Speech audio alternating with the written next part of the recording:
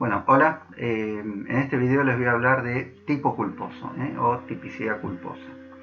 En los tipos culposos, lo primero que tenemos que tener en cuenta es que no se pena por la acción realizada en sí mismo, sino por la forma defectuosa en que se realizó esa acción. Esto es lo que después vamos a llamar falta al deber de cuidado. Esto no significa que se desentienda totalmente de la acción y de su finalidad, porque es la misma acción y la finalidad que se tuvo la que nos va a indicar cuál era el debido cuidado con el que tenía que actuar el sujeto, de manera de poder determinar si realmente hubo o no hubo una falta al deber de cuidado. Y eso nos va a permitir entonces cerrar el tipo penal, porque los tipos culposos son tipos penales abiertos, donde no se describe la conducta típica, sino que lo que hace es se enuncia de manera genérica algunas formas de falta al deber de cuidado. Y esto de determinar si hubo o no, de acuerdo a la acción que se realizaba y a la finalidad, es lo que nos permite cerrar ese tipo penal. Ejemplo, si esa falta al deber de cuidado se produjo o el accidente se produce, es un accidente de tránsito, entonces nos tenemos que remitir a la ley de tránsito para saber si el sujeto actuó o no actuó con falta al deber de cuidado. Si el que comete, digamos, que produce un resultado con esta falta de deber de cuidado es, supongamos, un gasista, bueno, tendremos que ver cuál es el reglamento del organismo que regula toda la actividad respecto del gasista, a ver si actuó con la debida diligencia o no. Esto de que sean tipos penales abiertos, de alguna manera cuestiona la constitucionalidad, que esto en general los autores lo tratan, pero bueno, todos coinciden en lo mismo, en que si bien es cierto que de alguna manera, al no estar perfectamente definidos, afecta el principio de legalidad, en el sentido de que no le dan certeza a las personas respecto de lo que se puede y lo que no se puede hacer, es decir, si lo que está haciendo es punible o no. Lo cierto es que es la única forma que existe para legislar este tipo de delitos. Con lo cual, por eso es que termina aceptándolo todo. Yo tengo mi opinión personal, y es que en realidad ningún tipo culposo debería ser delito. Esto primero porque si dijimos que el derecho penal es un derecho de última ratio, de última ratio se escribe, bueno, la verdad es que debería ser lo último a lo que llegamos. Y en el caso de los tipos culposos, cuando vamos a ver que el sujeto que realiza o que produce el resultado no tenía voluntad de provocar ese resultado, produce un conflicto social que es mucho más fácil de solucionar por otras vías, a través del derecho privado. ¿Está? Y digamos, no afecta en nada. No es un conflicto social que necesite ser aplacado porque no hubo otra forma. Existió otra forma. De hecho, hay otra forma. Esto alguna vez me han dicho que esto favorece a los ricos porque son los ricos los que, o los que están mejor económicamente, los que tienen más posibilidades de caer en este tipo de delitos culposos. O es lo que afecta a las clases, digamos, más acomodadas, mientras que todos los demás delitos en general o se castigan a gente, digamos, de clase más baja. No sé si es así, la verdad no me consta. Lo que sí es cierto es que de esta forma, cuando la cuestión se soluciona en el derecho privado, porque se indemniza el daño, las personas ya no intervienen más en el proceso penal, es decir, la víctima ya no se acerca al derecho penal, al proceso penal. De hecho, suele ser una de las condiciones para llegar a un arreglo, no no denunciar, no instar la causa en caso de que fuera necesaria, y llegado el caso de no integrar no constituirse como damnificado en el proceso. Y los que terminan sufriendo otra vez la pena, que puede no llegar a ser de prisión, es cierto, son penas muy leves, con lo cual pocas veces termina en prisión efectiva. Pero bueno, son los más pobres. ¿Por qué? Porque no tienen forma de llegar a algún tipo de indemnización. Y entonces caemos en esto que siempre se habla de que los pobres, como no tienen dinero para pagar sus faltas, de alguna manera la pagan con su tiempo, y su tiempo es la prisión. Terminan, lo que podríamos decir, presos por deuda, lo cual está prohibido por los tratados internacionales de jerarquía constitucional. El otro motivo por el que considero que no debería ser considerado delito los delitos culposos es por una cuestión práctica, ¿sí?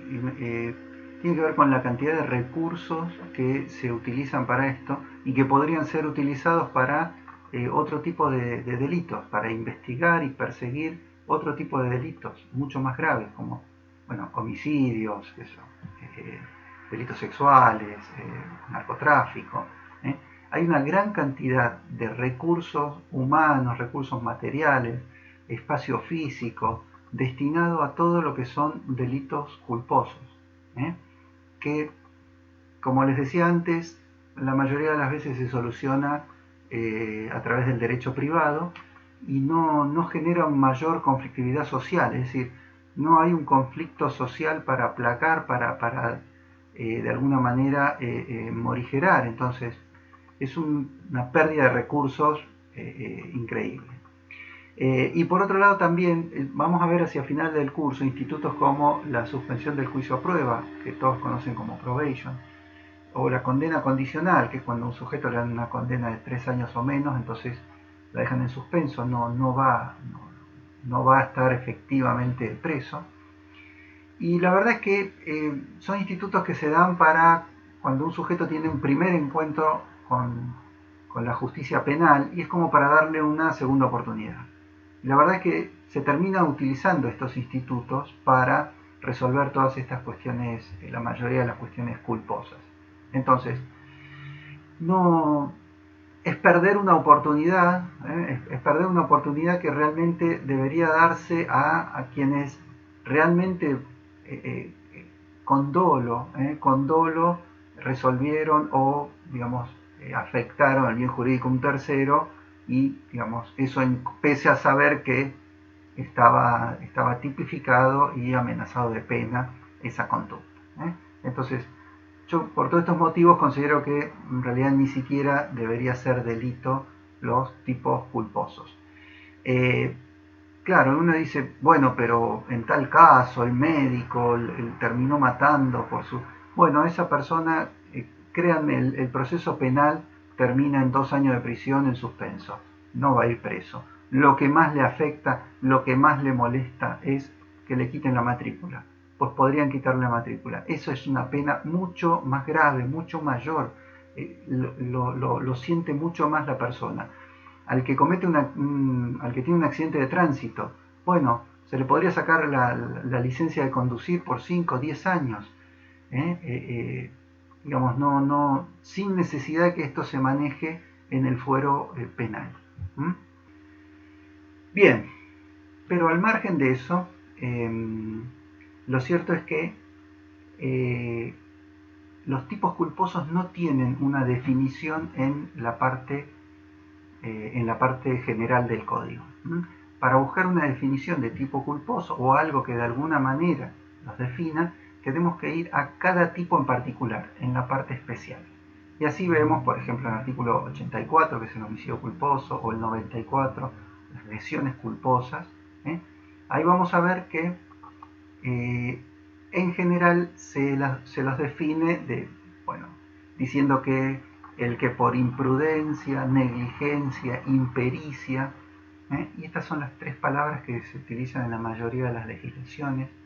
Acá se agrega también el que también por incumplimiento o inobservancia de los reglamentos o deberes a su cargo.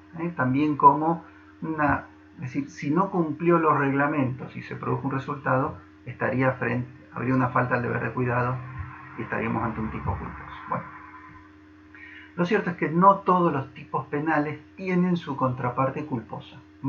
Vimos que el homicidio lo tiene, las lesiones lo tienen, pero los delitos sexuales no lo tienen, los delitos contra la propiedad en general no lo tienen. Bueno, hay un montón. El hurto, por ejemplo, no existe el hurto culposo, no existe el daño culposo. Entonces vamos a ver que siempre que haya una conducta que no, digamos, de estos tipos, en la medida en que no sea dolosa, al no existir el tipo culposo, no va a haber delito. Bueno, y les decía que las tres palabras que utiliza la mayoría de las legislaciones, esto de imprudencia, negligencia e impericia. ¿Qué significan cada una de ellas? Bueno, básicamente imprudencia es hacer algo de más, ir más allá de lo permitido, de lo reglamentado. Una negligencia es hacer de menos, no hacer lo que debía hacer. Y lo que tiene que ver con impericia es de alguna manera no atenerse o no haber realizado la conducta conforme al buen arte de lo que estemos hablando. Si hablamos de una mala praxis médica, estaríamos hablando del buen arte de curar, qué sé yo, un arquitecto que hace mal un edificio y se derrumba, no siguió el buen arte de la construcción. Bueno, por eso es el que no cumple con las normas del buen arte de la tarea de la que se esté tratando. Hablábamos del gasista. Bueno, no cumple con el buen arte de la actividad del gasista, que sería cumplir con los reglamentos que el organismo de control haya establecido. Bien, algo que preguntan siempre es ¿y cómo llego? ¿Por qué analizo algo como si fuera un tipo culposo? Bueno, acá si de entrada, cuando uno observa el caso, no se da cuenta que no hubo voluntad y lo comienza a analizar como un tipo doloso, bueno, cuando llegue a la parte del dolo, a la tipicidad subjetiva, se va a dar cuenta que o había un error de tipo, ¿se acuerdan? Ya lo dijimos, un error de tipo invencible eliminaba el dolo y también la culpa directamente, pero si el error de tipo era vencible, decíamos que dejaba un remanente culposo. ¿Y por qué esto del remanente culposo? Porque no necesariamente va a ser también un tipo culposo. El primer análisis, si venimos por ese lado, es si existe el tipo culposo para ese tipo de delito. En la medida que exista, habrá que analizarlo entonces como tipo culposo. Lo que no significa que vaya a ser también un tipo culposo. Puede que sí, puede que no. Y la otra forma es si de entrada nos damos cuenta de que no hubo voluntad, entonces vamos a ver que no había dolo. Dolo, dijimos, era conocimiento y voluntad. Falta uno de los dos, ya no hay dolo. Entonces, si no había voluntad, si sabemos que no hay voluntad, entonces ya sabemos que no hay dolo, y entonces si queremos analizar si eso es delito o no, lo único que nos queda es analizar a través del tipo culposo. Esto claramente por principio de culpabilidad, que decía que solo se penaban las conductas realizadas con dolo o culpa. Entonces, si no hubo dolo, vamos a verificar si no hubo culpa. Y en la medida en que no haya habido culpa, tampoco habrá, no habrá delito. Ahora, si hubo culpa, bueno, entonces será un delito culposo. Los tipos culposos se dividen en... Bueno, primero quería aclarar que nosotros hasta ahora habíamos visto los tipos activos dolosos. Ahora estamos viendo tipos culposos. Ahora, el tipo culposo no se limita solamente al tipo activo, al de acción, sino también a los omisivos. Y se analiza de la misma manera, a diferencia de los tipos activos, que de los tipos dolosos, que el tipo activo y el tipo omisivo se analiza distinto. Ya vimos el activo, ahora después del tipo culposo vamos a ver los tipos omisivos. Pero el tipo culposo se analiza de la misma manera, haya sido activo u omisivo. Bien, entonces estábamos con esto de que el tipo culposo se clasifica o tiene una clasificación en consciente e inconsciente, o clases de culpa también se llama. Está la culpa consciente y la culpa inconsciente. La culpa consciente es aquella que se produce cuando el sujeto se representó, sabía que el resultado se podía producir. Y aún así siguió adelante y el resultado efectivamente se produjo. ¿Tá? Esto algo vimos cuando hablábamos de dolo eventual y vale remarcarlo de vuelta. En el caso de la culpa consciente o también llamada culpa con representación, porque el sujeto se representa la posibilidad del resultado, el sujeto, si bien se lo representa, confía en que no va a pasar, lo niega, dice, sigo adelante porque eso no me va a pasar, yo lo voy a saber evitar, voy a poder contrarrestar la situación si es que se llega a producir, entonces sigue adelante con su conducta. Y obviamente si lo estamos analizando es porque el resultado se produjo, ¿no?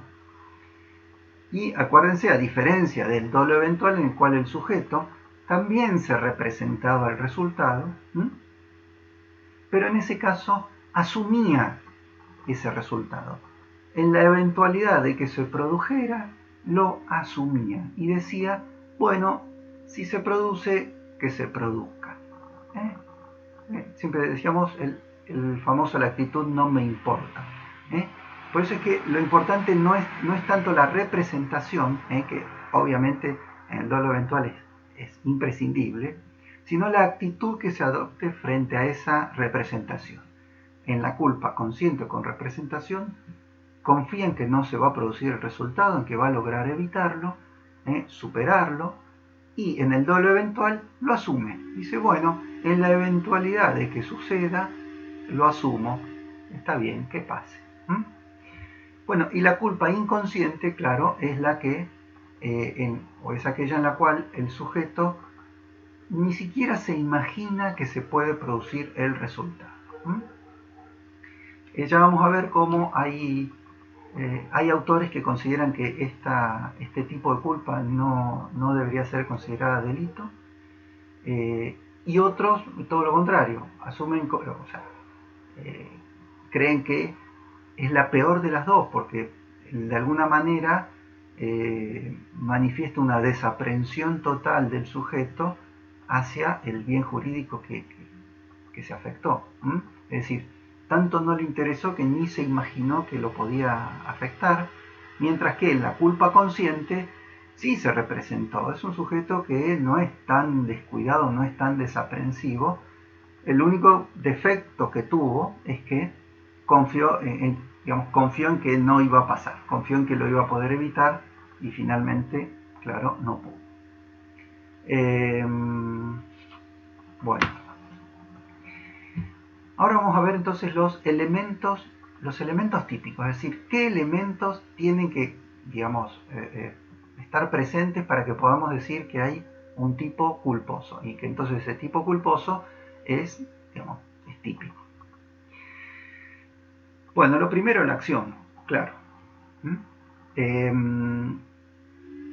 Esto porque seguimos hablando siempre de derecho penal de acto, no de autor. Entonces, como vamos a penar por acción, y no por lo que es el sujeto, vamos a requerir siempre una acción.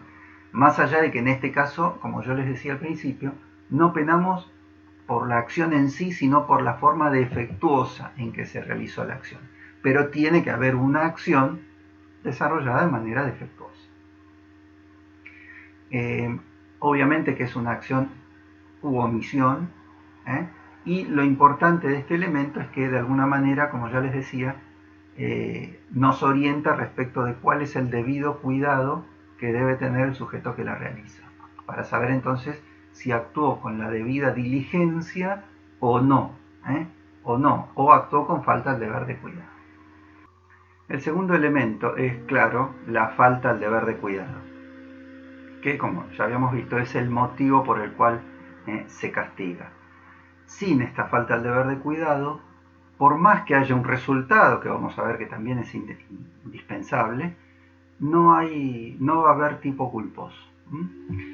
Algunos autores unen estos dos primeros elementos en uno solo y entonces hablan de una acción con falta al deber de cuidado. Es lo mismo, no cambia nada si se analiza, digamos, si se considera que es lo mismo o que van separados, o sea, una acción con falta al deber de cuidado o una acción y además requerir una falta al deber de cuidado es lo mismo, no cambia nada. Lo importante es que sin falta al deber de cuidado no hay delito.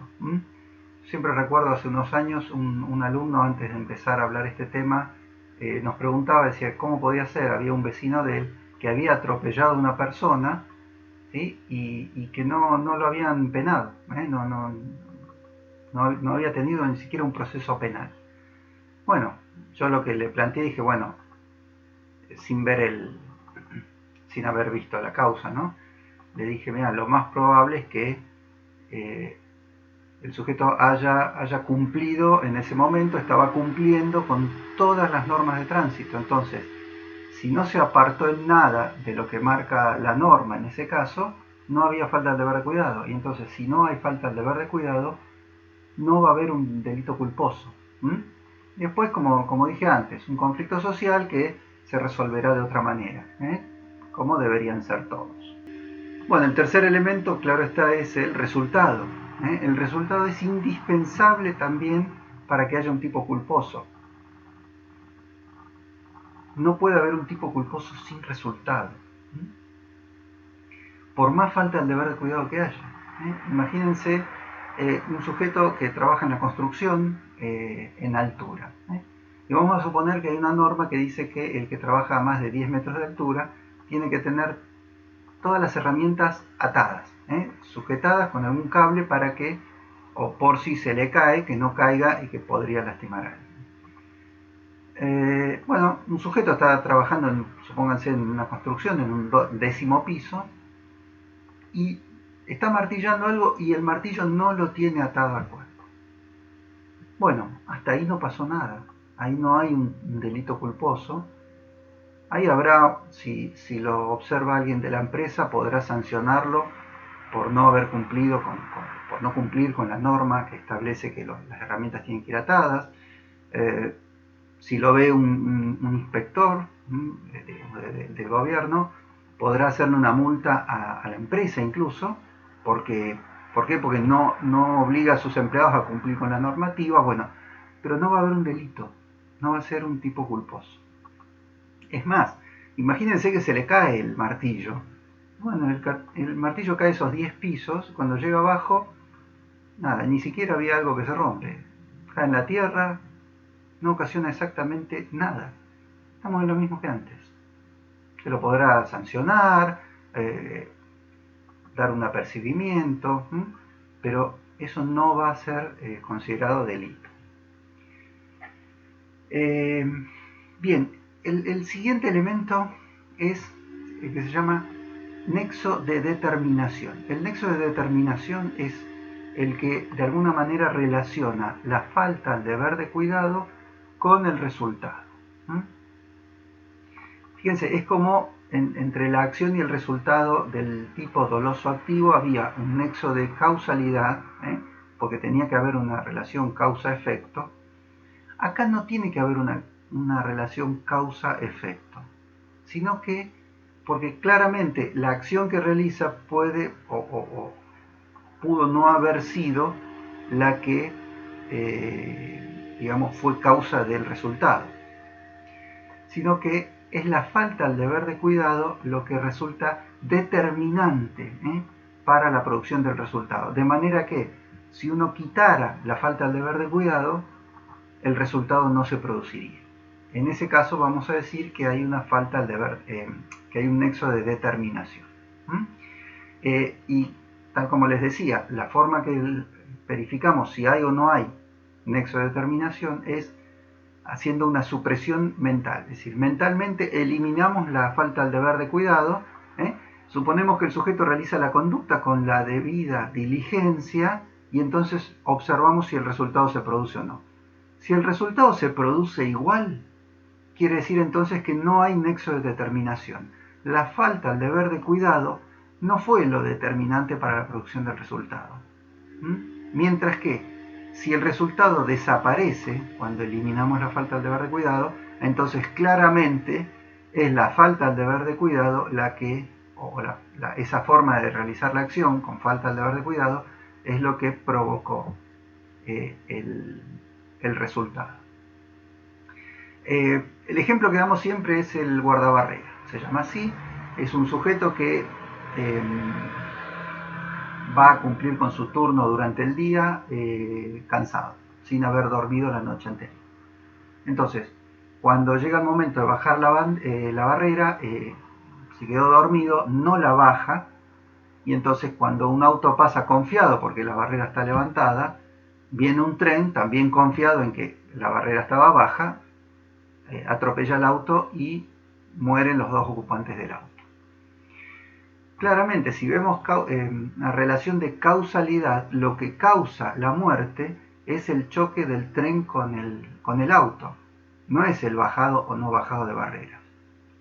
Ahora, lo que termina ocasionando eso, o dicho de otra forma, el accidente ese se produce porque no bajaron las barreras. Es decir, ese es el elemento que si lo quitamos, no se produce el resultado. Por eso es que fue lo determinante. Eso es lo que, en definitiva, provoca el resultado. Si las barreras hubieran bajado, el resultado no se producía. Como no se bajaron, el resultado se produjo.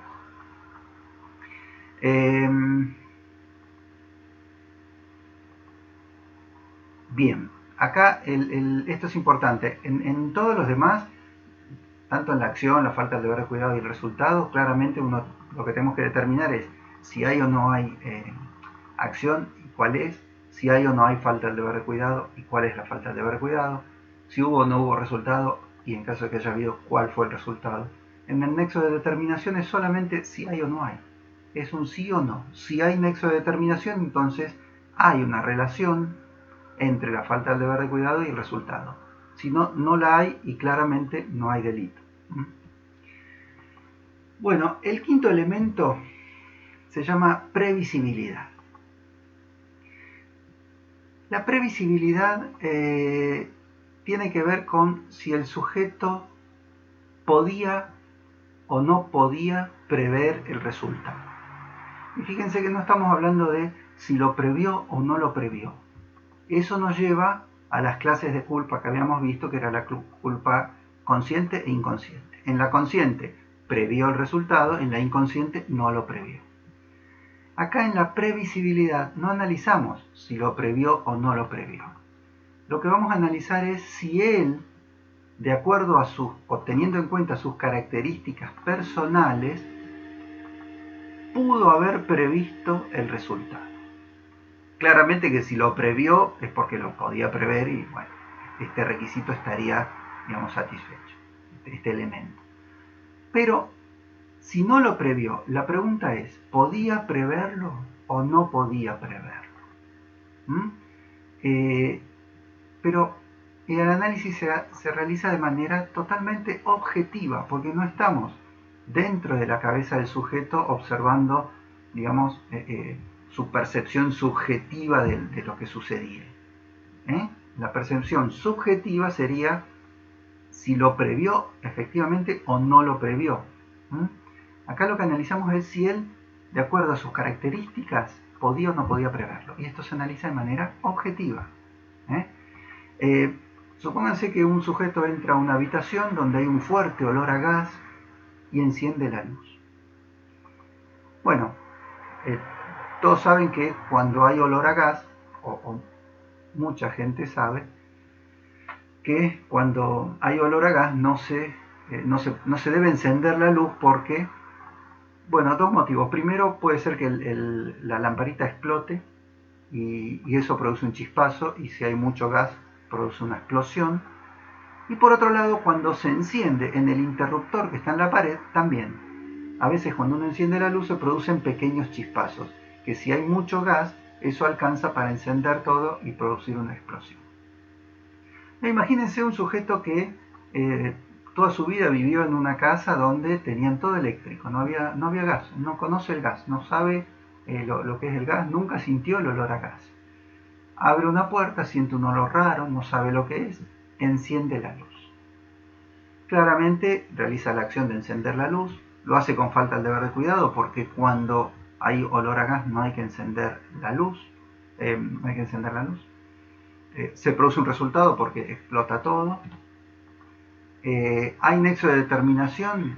Sí, porque si hubiera tenido el debido cuidado, en realidad ni siquiera hubiera encendido la luz. Entonces, esa falta al deber de cuidado de encender la luz hace que se produzca el resultado, así que hay nexo de determinación. Ahora, la pregunta es si era previsible para él o no. Y pareciera que no, porque no sabía lo que era el olor a gas, no sabía que cuando había gas en un ambiente no se podía encender la luz, y bueno, y de hecho, ¿cómo sabe uno que hay olor a gas? Es porque le han agregado este olor particular al gas para que lo podamos sentir. Pero este sujeto no lo sabía, entonces claramente para él no es previsible. No tiene que ver con si lo previó o no lo previó. Es si para él era previsible y no era previsible. Ahora, imagínense la misma situación, pero el que enciende la luz es un gasista. Y el gasista ya parece como que sí, de acuerdo a sus características de ser gasista, él sí se podría haber imaginado, haber previsto que se podía producir este resultado de la explosión. Entonces, ahí vemos como para el otro sujeto que es gasista, para él sí es previsible, independientemente si lo previó o no lo previó. Porque tal vez en el momento, obviamente sobrevive, entonces lo interrogamos y dice, la verdad es que ni se me ocurrió, no me di cuenta, en el apuro, sí, sentí el olor a gas, pero bueno, no me di cuenta y prendí la... Bueno, eso es lo que pasó por su cabeza.